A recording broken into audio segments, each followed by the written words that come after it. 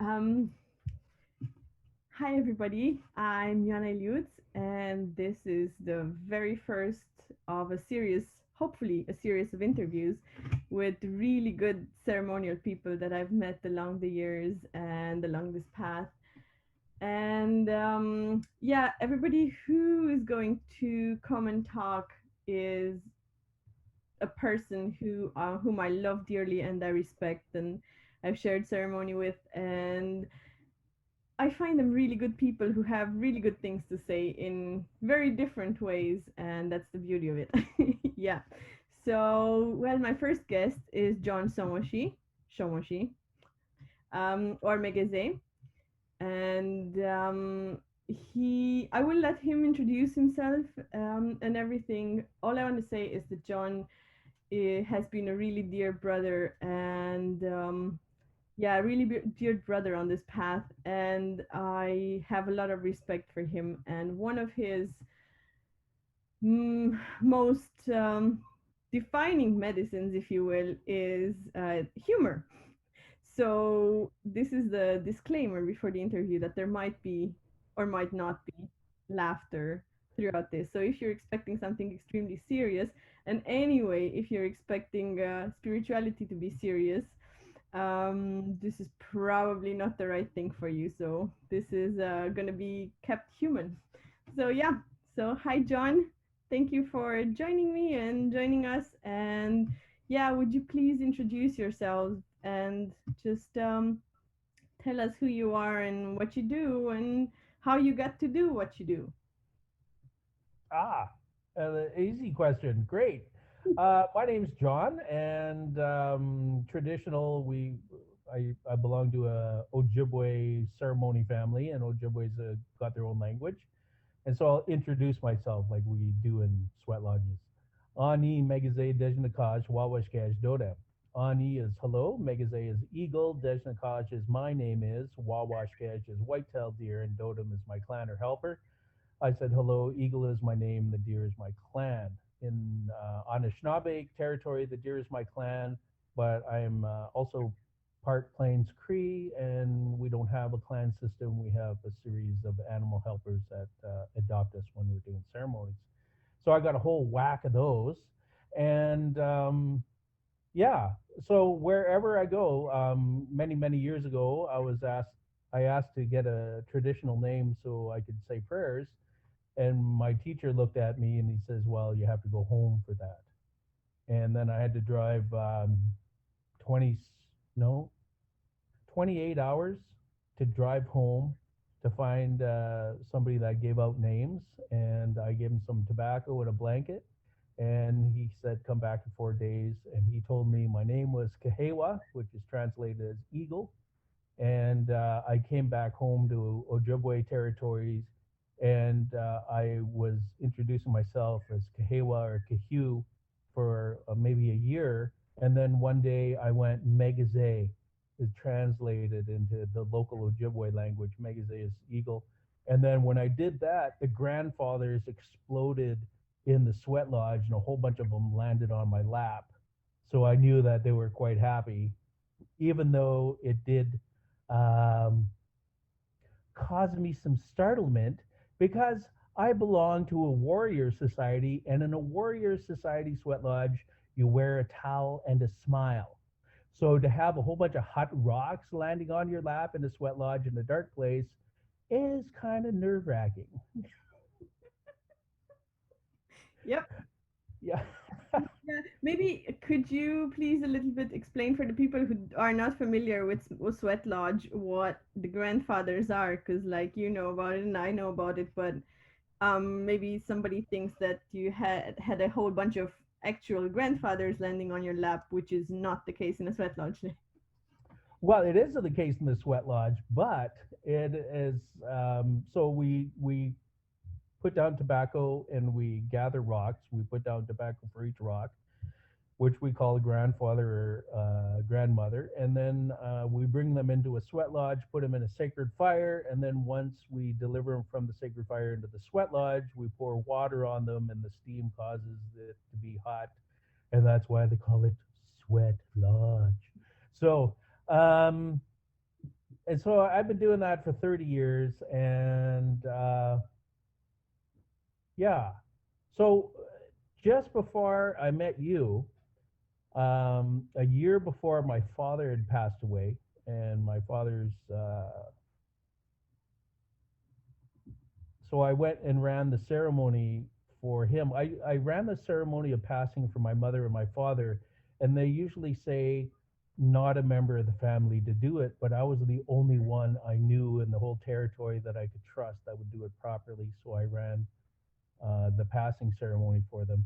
And then it became up to a year anniversary of my father's passing, and I wanted to do ceremonies for him in Hungary. So I contacted my sister and I said, I want to go to Hungary. Do you know anybody? And she says, well, I met this one guy. So it was like Zoltan, right?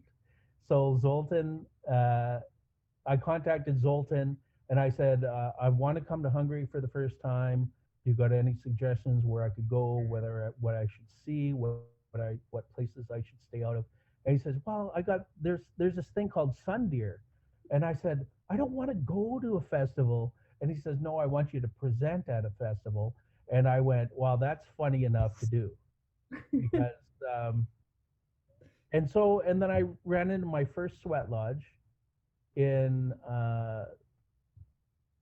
Hungary, and one of the ancestors rolled off the pitchfork onto my towel right beside my bare skin, and it was like smoke coming off this towel, and it was like red hot rock, and I went, oh, great, they came to visit.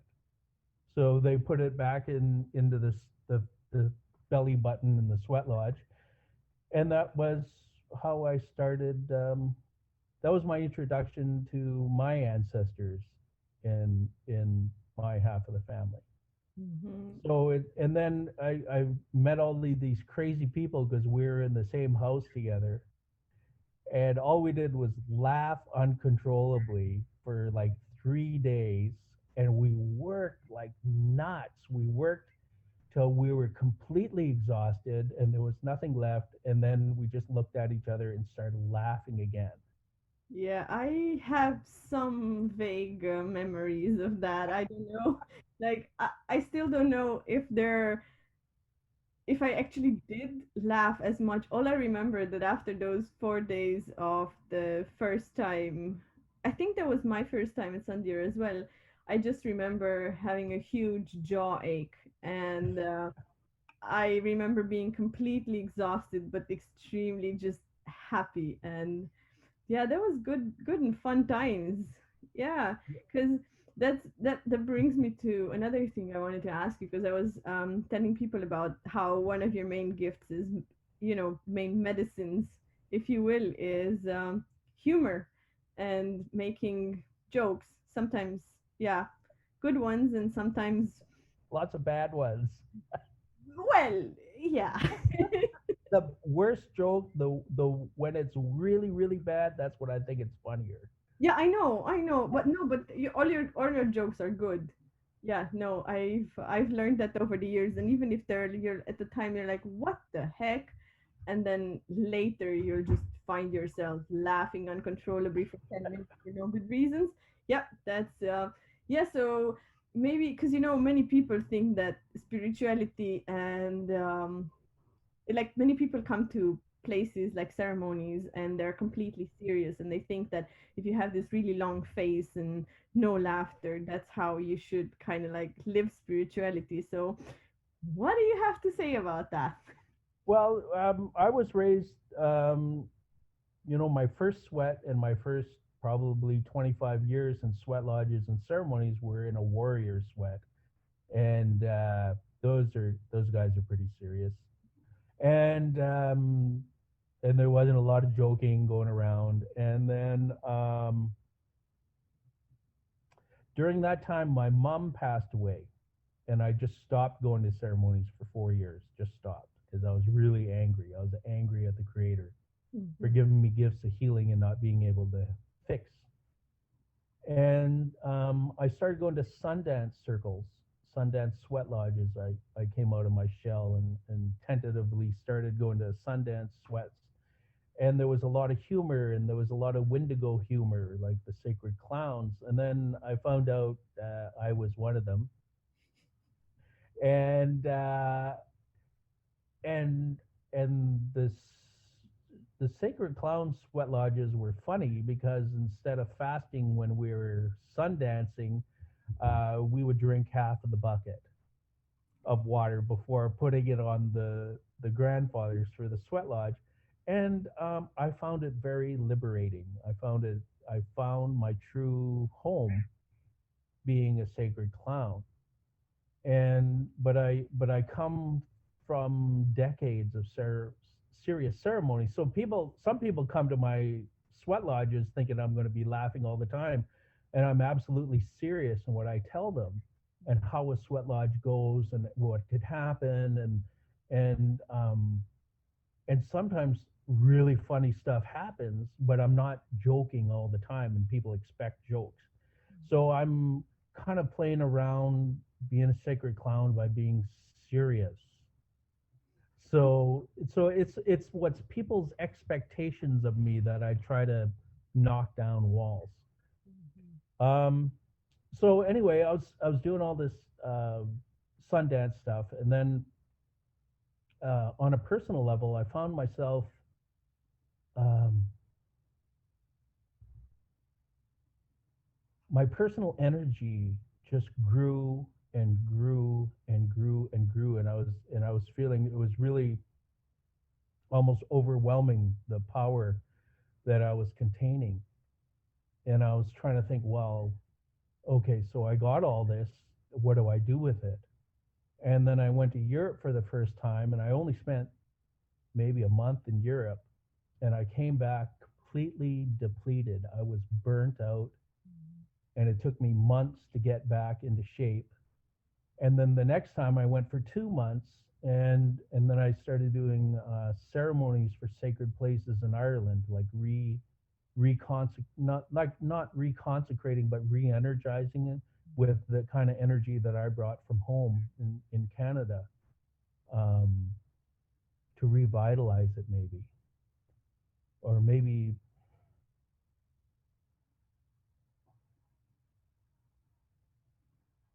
change your energy somehow. And then I was even more burnt out. Like I was so burnt out, I was I was going into panic attacks when I got home if I was out in public, and I wasn't myself. I was completely lost. Mhm. And it took me even longer to get my back to myself. And and so it doesn't matter how much energy or how much power or how much stuff that you carry, you're going to be asked to do more more than what you think you can expect and what you can handle. And it's usually right at the edge just before you completely break. Mhm. and and you come back, and you're sure of yourself, but then you're unsure at the same time because you know you're going to be asked to do that again. Even if you grew, you're going to be, the next task would be pushing yourself right to the end again. So no matter how much personal strength or connections to the spirit world or ancestors, you're going to be asked for more. And and uh, and so your reward for getting stronger and for doing ceremonies for 30 years is to get the shit kicked out of you. And but it's the ancestors telling you and guiding you that this work has to be done, and you have no choice but to do it. Mm. Yeah. Yeah, no, thank you for mentioning that because I hear a lot of people, say how much they would like to, well, basically be a healer. And I'm like, why? I'm like, Yeah. why would you want to do that to yourself? And most ceremonial people, and people who are have really beautiful gifts of healing, they all go like, oh my god, why would you want to do that to yourself? Because it's like, yeah, Absolutely. it's just like what you just said. You are always asked to take one step and one step, and sometimes it can be depleting. And yeah, so how, I would like to ask you two things. Like, one of them was like how you came back from your spiritual burnout, because many people talk about burnouts these days, and how they come because of a lot of stress and stuff. But a spiritual burnout is a little bit um takes you a little bit in even a darker place, because sometimes you even question your own, you know, why the heck am I doing this, or why. So how did you recover from it? Or did you recover from it? It's so before I went to Europe, I did 27 years of ceremony. Mm, So I'm not bright-eyed and bushy-tailed and not expecting something to happen, but at the same time when it did happen, I was not expecting it. mhm, I had never experienced being pushed beyond my boundaries before in a spiritual, physical, emotional way, but I was more prepared after doing ceremonies for decades. mm, So if you're like in your first 3 or 4 years and expect to do the same kind of work I do, that'll never happen. mm, Or you'll give so much you'll never come back. mhm, Lots of people push themselves, like they do a couple of ceremonies, all of a sudden they're these leaders, there's the oh look at me. So I go to these ceremonies and I run the ceremonies and I say it's the ancestors and it's the animal helpers and it's my teachings, and I'm there, but I'm not the most important part of that. mm, I'm the vessel. And and so I love being at Sundeer, and at the same time, it's it's very strange to see my picture either on the advertising or inside, or because there's that teaching of humility and humbleness mhm, where it's not about us. mhm, It's like zero to do with us as a human being, as a two leg. mhm, But for us to be participating in these things, then there's you know titles, there's positions, there's levels, and the way it works, if you're a helper, if you help people, you're not at the top, mhm, you're down here because you're helping.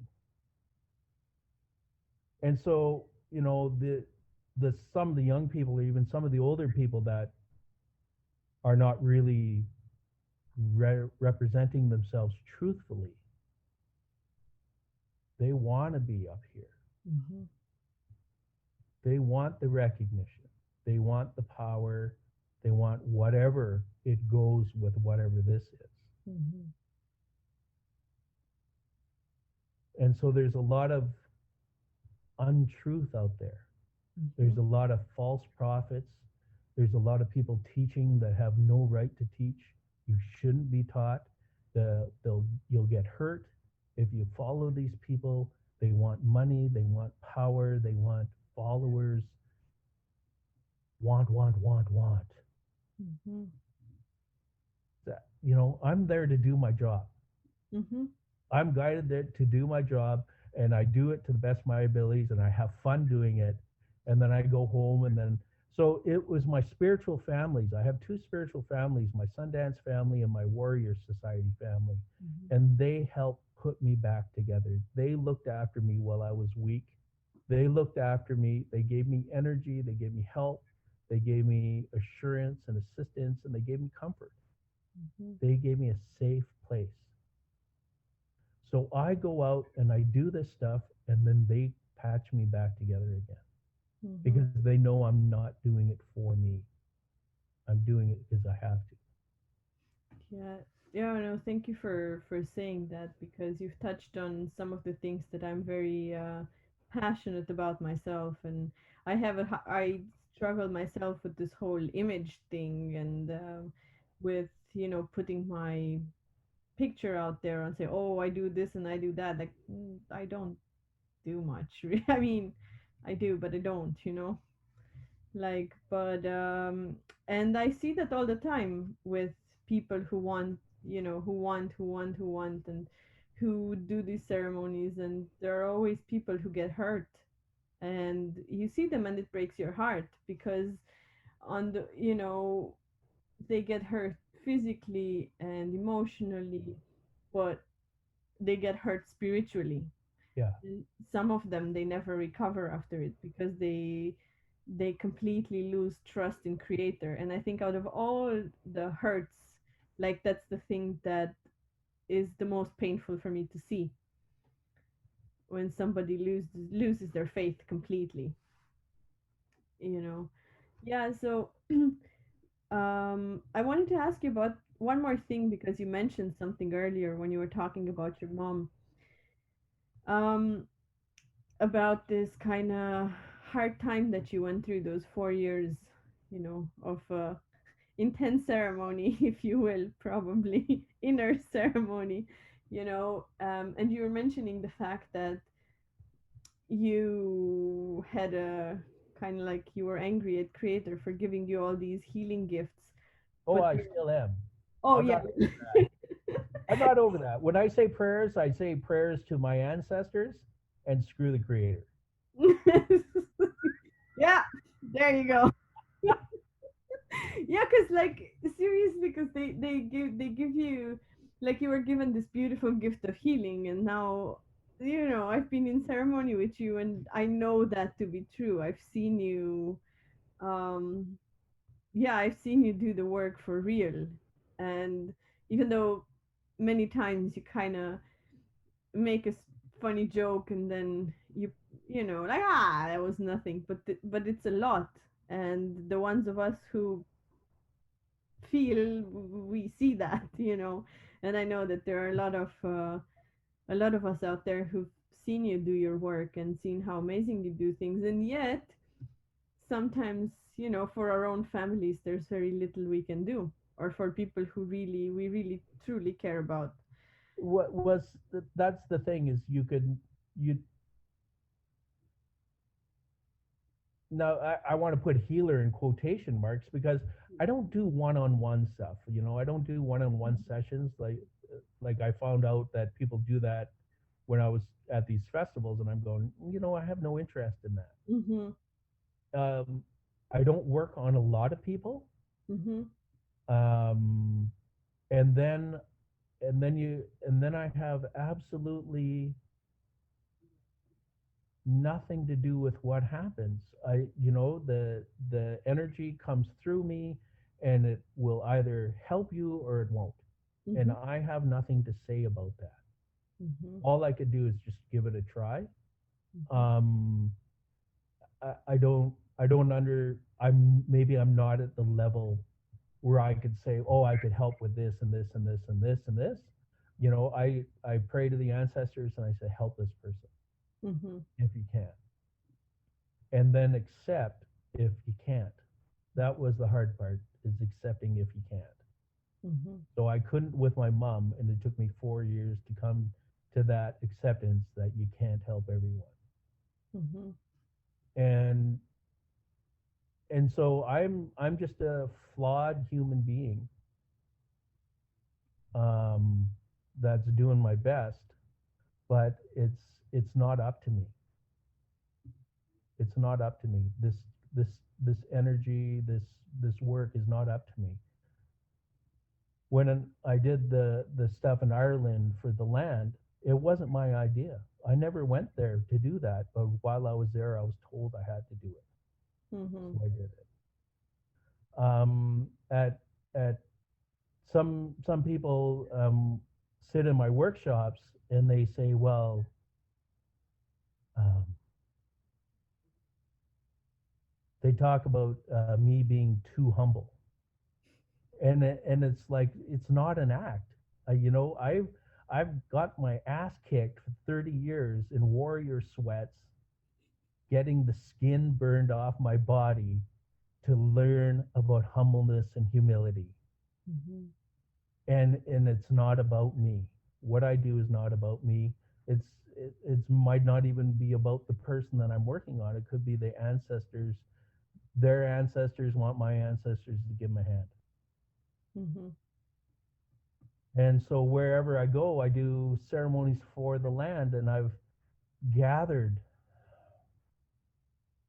countless helpers from the land because I'm not there to take anything. I'm just there to add prayers. Mhm. And yeah, and I'm really excited about going back. I'm really excited about what I do. I'm having a good time, um, getting my butt kicked a lot, um, and learning what I can and cannot do because I'm doing more than I ever thought I would, and I'm not at the end. Mhm. Yeah. Yeah, kind of just getting started. Like the invisible ones, they're kind of, oh God, John's coming. Go, oh, you guys better give him something to do. Okay, hey, dude, he did good job. You want to come? Send him over here. So, I bet they're having a they're They making. got my itinerary planned before I get there. Yeah. Yeah, that is true. And sometimes it's it's not as glorified, and it's really interesting because um sometimes working with the land is like really delicate, and I also see a lot of people going and doing ceremonies with an agenda, like what they want to happen. Oh, we're gonna open this portal and we're gonna invoke so and we're gonna do this and we're gonna do that, and I'm like, are you sure about that? So yeah, how does that work for you, or what do you feel about? I get told Mhm, at some part of my brain knows what to do, or I get told outright, or I get shown what I have to do, mhm, or I feel it's right. It's not about opening up anything. It's about adding. It's adding prayers. It's adding love. It's adding pure energy. It's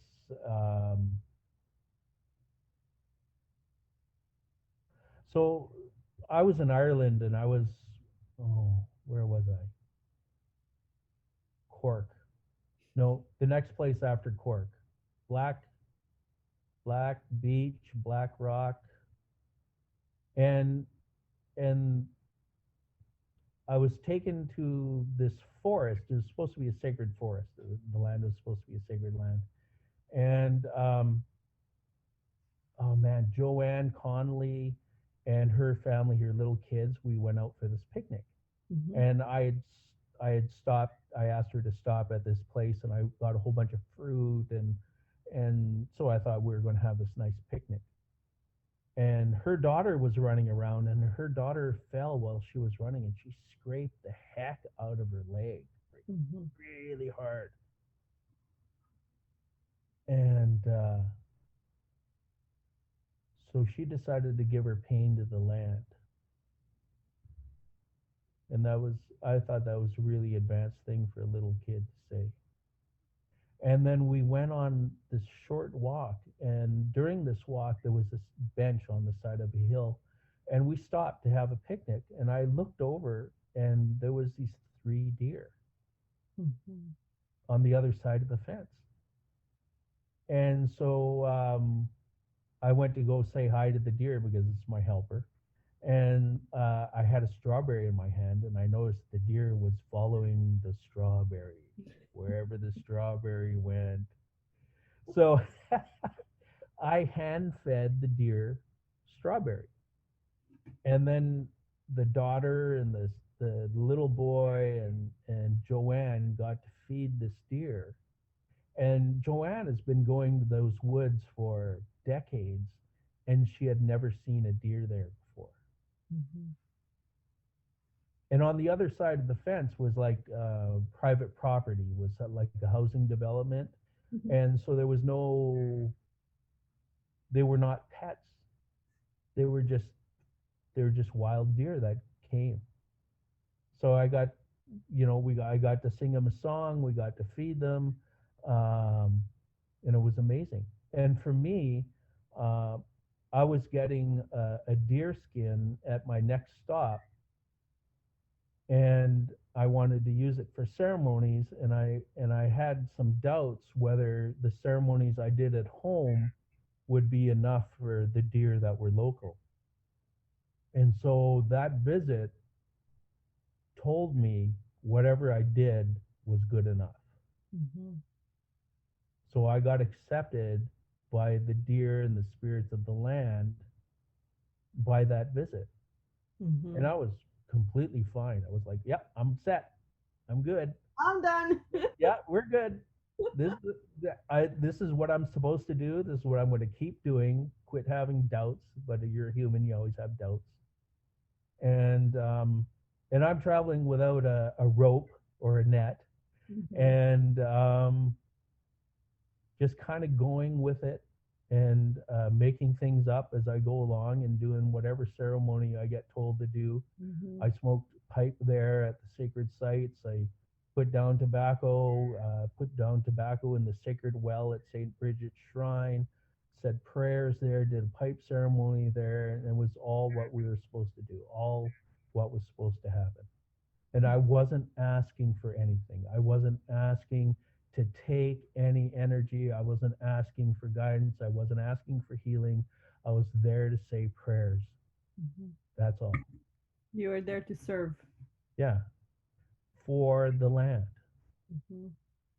And so there was like, I don't know, 8 of us doing a pipe ceremony at St. Bridget's Shrine. And I asked people not to ask for anything, just to put into the land, put prayers, because we're a people of takers. Mhm. We know how to take, but we don't know how to give. So the old ones who did ceremonies, they gave to the land. They Mhm. gave everything to the land. They dedicated their life to their connection with creation, and that was their job. So those of us that have those teachings, our responsibility is to give to the land, not take from it. Mhm. Well, Yeah. that's a hard one for many people because many people are so caught up in, well, the pain is real that people go through in their lives. Of course, of course, but it all has to do with the time you put into ceremonies. So Mhm. when you just start off as a ceremony, you go, "What's this? What's that? Why is it dark? Why is it hot? Why? What's this? Blah blah blah blah blah." And then you start doing it for 30 years, and then you start having some kind of understanding, and then you understand when you're in a sweat lodge, you don't ask for anything. Mhm. You just give. You give to the other people. You give the guidance and the help and your energy to the lodge keeper and the people sitting in the four directions, so they could help the people around them. Mhm. That's my job. Mhm. That's the way I understand it now. But before it was like, holy, I need. Mhm. That's Yeah. advanced stuff, John. That's the advanced workshop. Yeah, cause yeah, no, and that is true. That's that is true. And sometimes I don't know, at least myself, the more I learn or the more I do these things, the less I know. Like I have the feeling that I have no idea about anything. So I just go like, "Oh, okay, whatever. Come on." Yep, that's the way it is. So you got to just let control go. Yeah. You let the whatever idea happens. So when I go to Sundeer, um, a couple of days before, they say, "What do you want to do?" And I go, "I don't know." So Yep. so so 2 years ago, I was going, "Hey, does anybody got a wolf skin I could use? I'll do a wolf ceremony." And so this woman with a wolf skin showed up and let me use the wolf skin, and I talked to the wolf skin, and then she was in the circle while I did the ceremony, and I said, and then people were going, "Oh, what's going to happen at the ceremony?" I said, "I don't know." And this one person said, "Well, will it give me more power?" And I said, "Well, it might give you more understanding." Ouch. Because as we know, that understanding sometimes comes in forms that are not fun. That's right. That's right. And so yeah, so in every level, every step, the more you understand, the more payment gets taken out of you, either physically, emotionally, or spiritually. Mm. Nothing is free. Nothing is free. You're not going to take a 2-day course and reach the next level. You're going to sit for years and years. You're going to fast. I fasted for weeks and weeks and weeks during my years of ceremonies, Sundance, not eating in the sun, not, sacrifice, sacrifice, sacrifice. That's what this is. We're Mm. sacrificing for understanding our gifts and to use them to help other people. And we're never done sacrificing. Mm. And it never stops at the same time because you'll be sometimes like, okay, so, okay, I'm done for today's work. You're all happy heading to your home, and then somebody sits next to you on the bus, and you're like, damn it, I'm not done after all for the day. Damn it. Yeah, and that's sometimes hard to, yeah, for people around us to understand. Yeah. So how do you deal with how do you deal with that? Because like this kind of way of I, life. I live in the country and nobody comes to visit. And Okay, so I that's sit in my workshop and I make things and I regenerate. yeah. And then I go to ceremonies with my spiritual family and I don't do a lot of visiting and I sometimes I'm starting to see friends in the last 5 years, but before that I would just stay at home. Mm-hmm. And yeah, I wanted to ask you one more thing because you are, you're kind of a product of two worlds. So in a way, your half your ancestry is indigenous and First Nations from Canada, and the other half of your ancestry is Hungarian.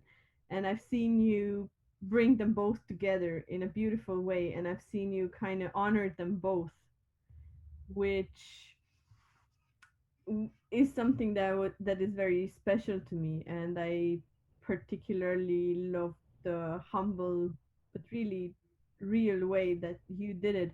How is it for you to be kind of this kind of bridge or gateway between the two worlds, and how is it to have these two quite distinct lineages? Well, being Métis, which is a mixed blood or a mutt, uh, you had to balance. So I had a dream a long, long time ago. Okay, right when I first started this circle, and so one side of my face was the normal me, and the other side was all scarred and everything. So one part of the dream is my light and my dark. The other part is the native and the Hungarian, and the other part I'm still working on those other parts. But to accept all of it. Mm-hmm. So when I went to Hungary, I introduced myself to uh, the ancestors of the land, my ancestors, and we're still in early days. And all I'm doing is honoring them, and I'm trying to find that deep connection, like I have in North America, for that regeneration of energy, because I haven't quite allowed myself intellectually to tap into that energy of the homeland, and so I'm doing ceremonies with Zoltan. He's asked me to light sacred fires at different times with him when he does ceremonies, and he's helping me get reintroduced and um, comfortable. Mhm. And I think it'll still take a while. I'm not there yet. Mhm. But at the last Sundeer, 2 years ago, we did the going home ceremony of the ancestors, That was and beautiful. that was powerful. Mhm. That was powerful, and the ancestors were going through that sacred fire the whole time. Mhm. Like the whole time, it was unbelievable the amount of ancestors that went through, and I felt them going through. I felt them arriving with everybody's prayers and going through the fire and going home in a good way and finding peace. And to me, that's the heart of what I'm doing. It's not necessarily the workshops or the drum making workshops or anything that I do. It's those kind of ceremonies that we do that has a real depth and a real connection to the land, because I felt I got a lot closer to the ancestors by doing that ceremony Mhm. than me running a workshop. Mhm. So there's all of these opportunities. I'm growing and I'm learning, and I'm a tourist and I'm at home, and and I've been adopted all over the place, and people are adopting me into their families, and I still sort of feel like family but a stranger at the same time. And so I'm learning and growing, and like I'm supposed to. Mhm. Yeah. Yeah. Yeah, yeah. Yeah, thank you for mentioning that. I find it a very important kind of also perspective, and also meeting you was really special because of this these two, sides of you of you, because yeah, I owe a lot to indigenous teachings myself. So, and I've spent the past, I don't know, 10, 11 years in immersed in that. And yeah, I owe it a lot, and at the same time I, walk the path of my people, you know, and it sometimes can be quite, you know, schizophrenic. Yeah. Well, so when I'm doing ceremonies in Europe, I know my job is to reignite those connections with the people that live there with their ancestors. Hmm. And if that connection could be made in a native ceremony, and then they'll start getting the original teachings from their ancestors, and then soon, and I've seen it, I've watched it happen in the last few years. The people are reconnecting with their old traditions from being introduced to native stuff. Mm. That's So they, yeah, and it's a beautiful thing. So they go from doing the native stuff to being connected with their ancestors and their original teachings, and they're listening to that, and they're resurrecting their own customs and teachings and belief system, but it's through the introduction of the native stuff. yeah, that this is exactly what what happened in my own life, and I've a few years back, quite a few years back, I had this.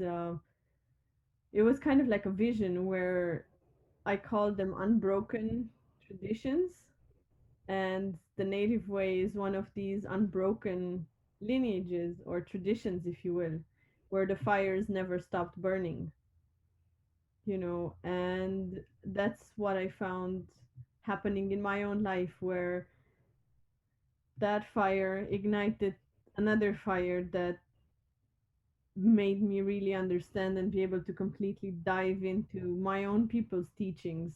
And yeah, and it's been quite an adventure ever since.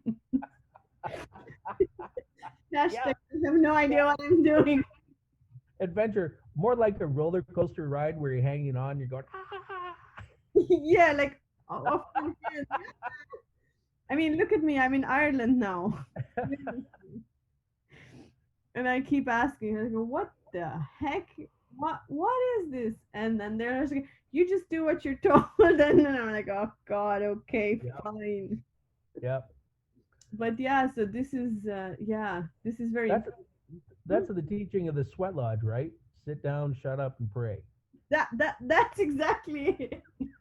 And I find it very funny when people come. I mean, you've had those questions. I've seen you give really interesting answers to some questions in Sunday,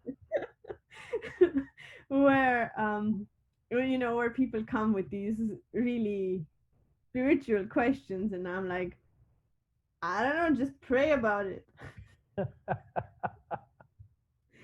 Yeah, yeah. No, and I find it very beautiful that you mentioned the humbleness um, because having spent so much time, you know, in in Indian country and around Native people, and most importantly in Indian Native American communities, it sometimes feels very lonely not having that sense of community here. Hmm.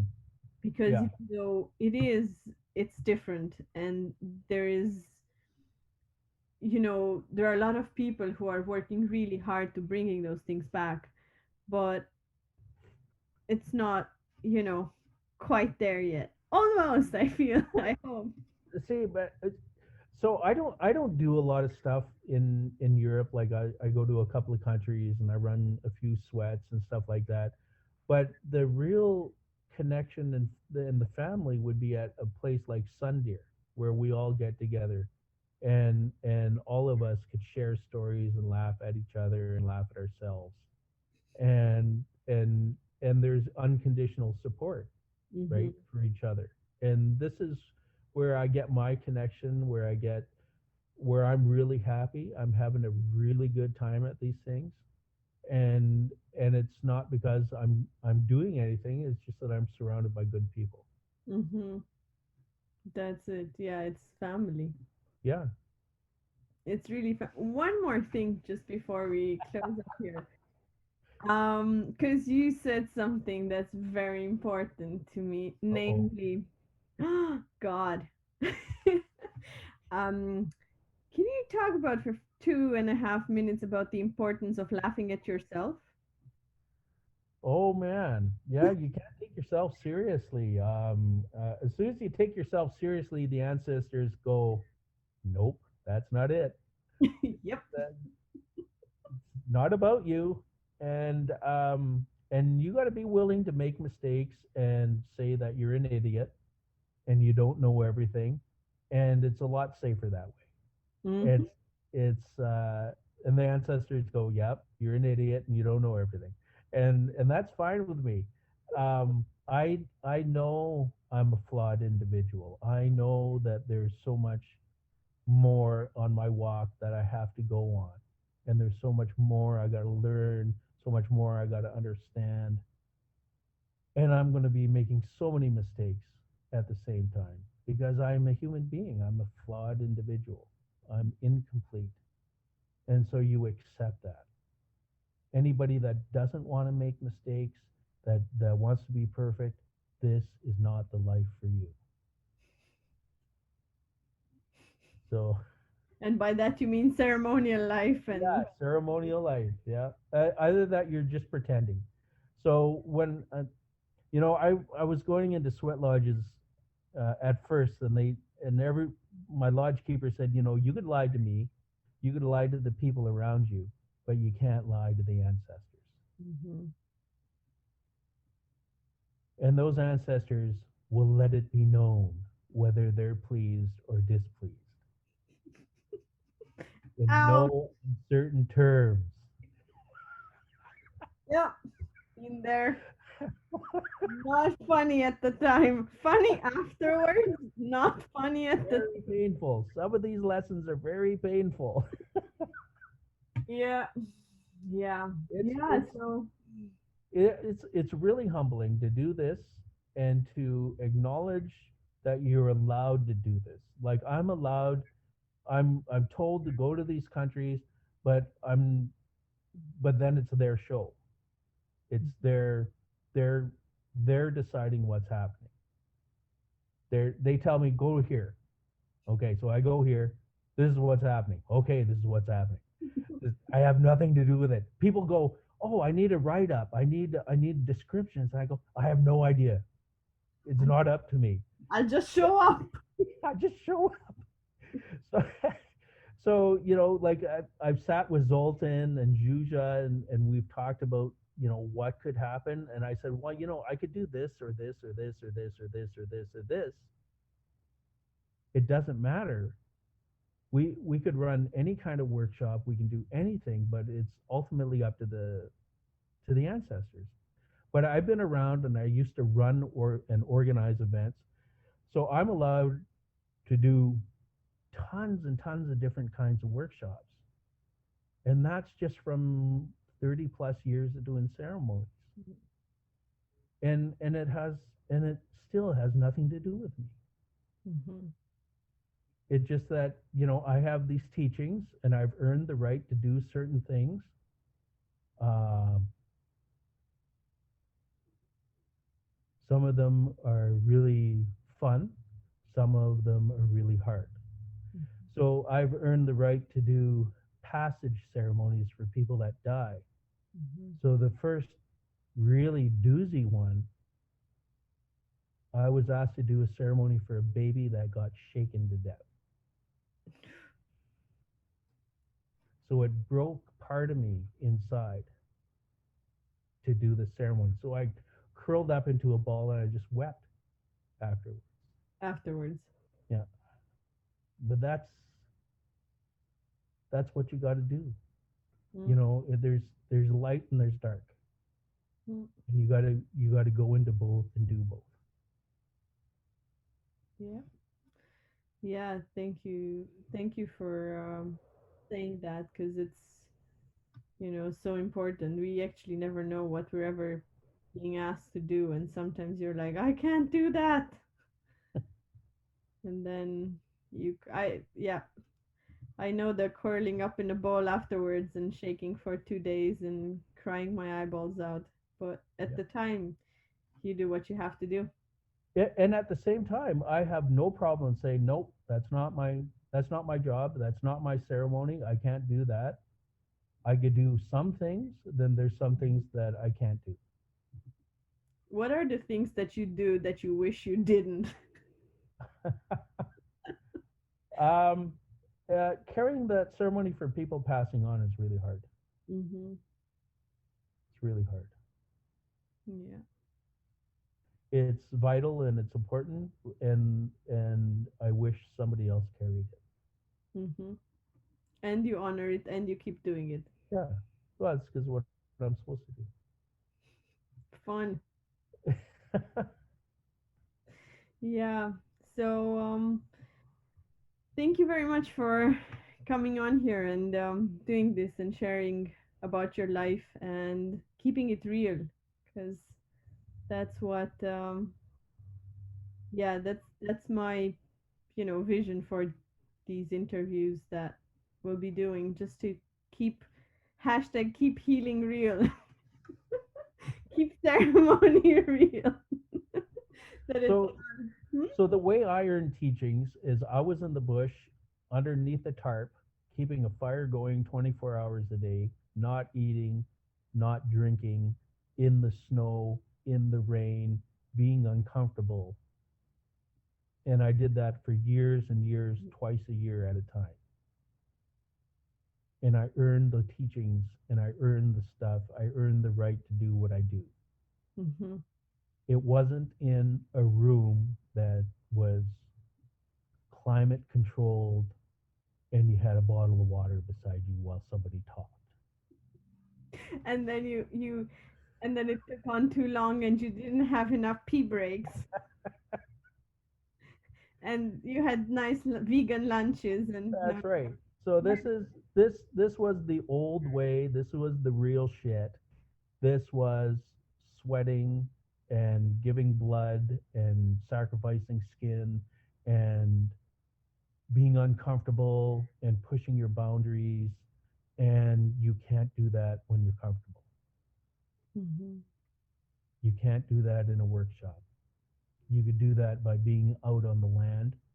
You could do that by being in unbearably hot sweat lodge, thinking you can't make it. Uh, uh, I was in a sweat lodge where the doors closed and it was red inside, just like right now, but it was red. And I knew I could die at any time. If the ancestors chose to take me, I would be dead. Mm. So that's the reality of this is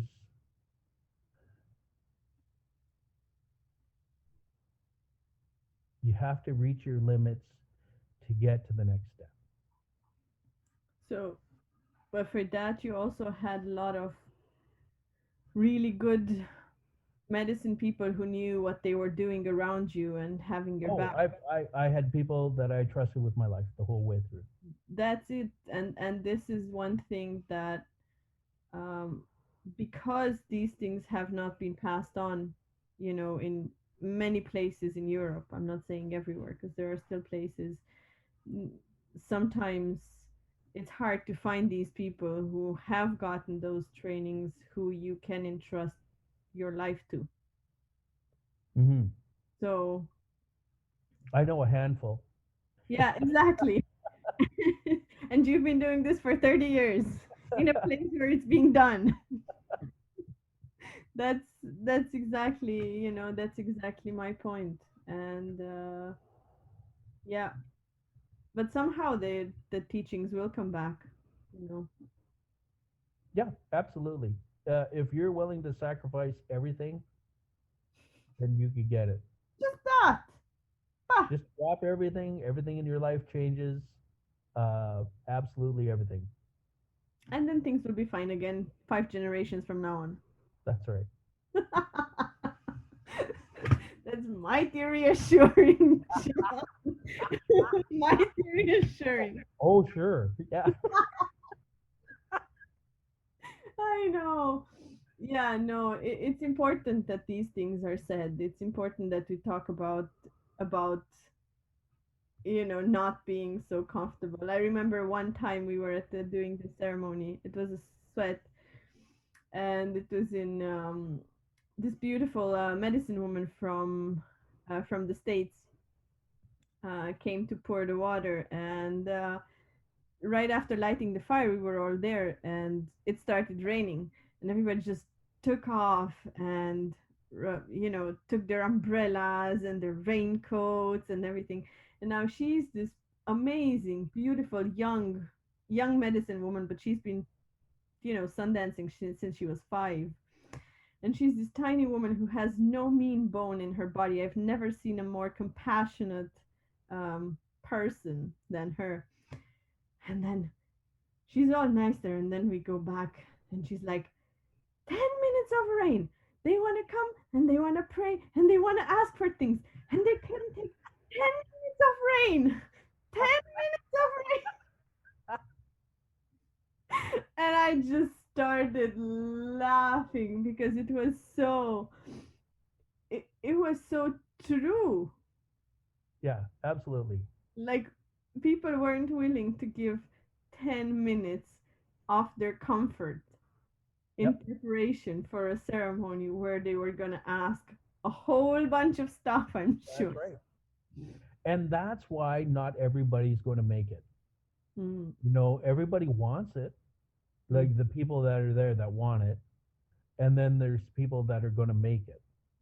And mhm, that's a two very much different numbers of people. mhm. And then there's going to be a tremendous amount of people that are going to fake it. That that's true.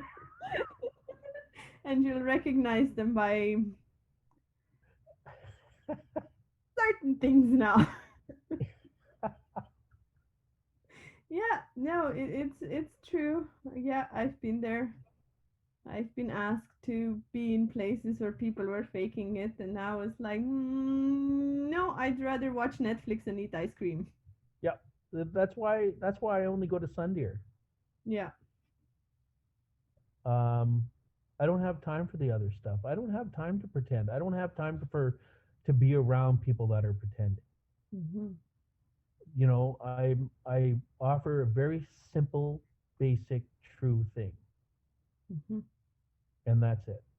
There's no bells or whistles. I'm not wearing sparklies or rhinestones or anything like that.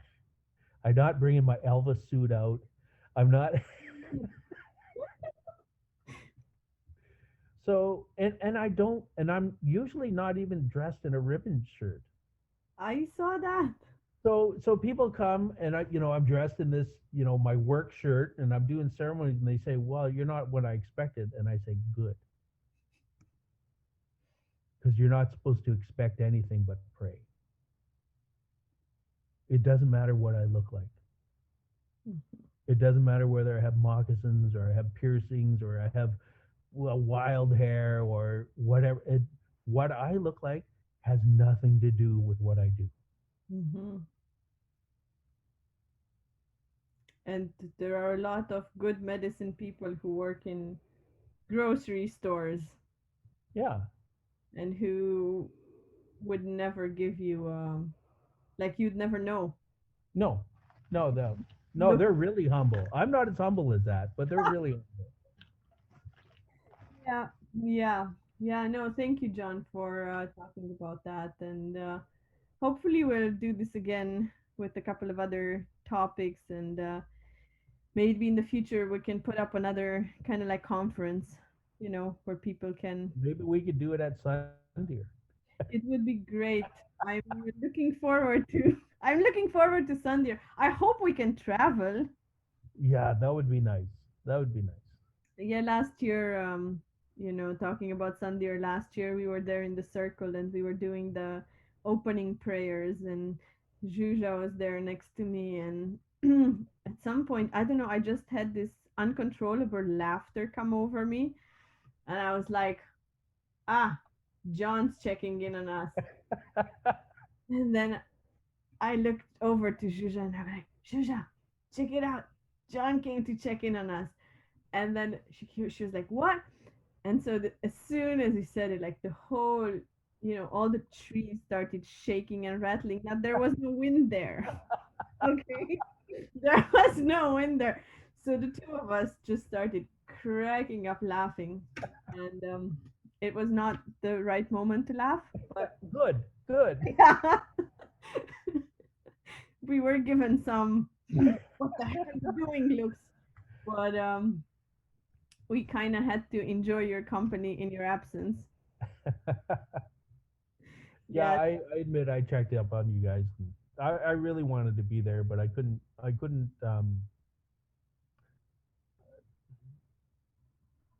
because I didn't want Catherine to get sick, Hmm. so I couldn't be there. Sometimes we make those sacrifices, and it's okay. Yeah. So hopefully, maybe this summer. If not this summer, next summer. Yes, that's it. But definitely, definitely in person. And I'm really praying you can come back to Ireland on a maybe lighter note, because you. Is there such a thing? Well, let's see. There's so much work left to be done there. Maybe we'll get a team of us together so that you don't carry it to yourself. How about that? Yeah, yeah, yeah. We'll all just lay on the ground going, ah. Yeah, exactly. No, that's not how it's gonna work. Yeah, yeah, no, it's yeah, we'll make it happen, and I'm really looking forward to sweating with you again. Yes. Yeah, and I met some Druids last time I was in Ireland, so it would be nice to mix it up a bit. Yeah, that would be nice.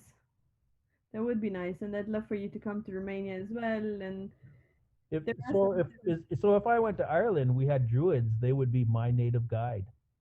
they would, Yes. they would. No, I remember one time I was at Sundance and I was up in Michigan, and this beautiful Ojibwe elder we started talking over commodity cheese, We were sharing some commod cheese, and he just looked at me and he said, "Ah, so do you have any native people where you come from?" And I'm like, "You're looking at her." And he Funny. was like, "You're right." And that was that. Funny. That's funny. It was because, like, what my people have, been living in the art, in Romania, in that area for 9,000 years. I can pretty much consider myself indigenous to that land, Yeah. and that was actually, for myself, that was a really interesting thing to hear myself say that too. So, Yeah. the Yeah. Druids in Ireland, and you'll have some native guys everywhere. Right. Yeah. So yeah, so thank you very much for coming on Oh. and for doing this interview and for sharing a little bit of yourself. Okay, so this was the first time I did this too. So Yay! That was good. I only did it because you asked. Thank you. I really appreciate it. And you're the first, because I really wanted to, for the first interview, to be honoring also, the native people. And because like I said, there is a lot I owe those Hmm. ceremonies and the people. So it means a lot to me. So this is why it was very important for me to talk to you first before, we kind of move on to the More rest of it. serious people. Hmm? More serious people. No, I don't think I know many serious people. Yeah, so thank you. I'm gonna switch off the recording now, and I want to thank everybody for watching and for hanging in there with the good parts and the very good parts, because there are no bad parts. And yeah, I hope that this will develop into something.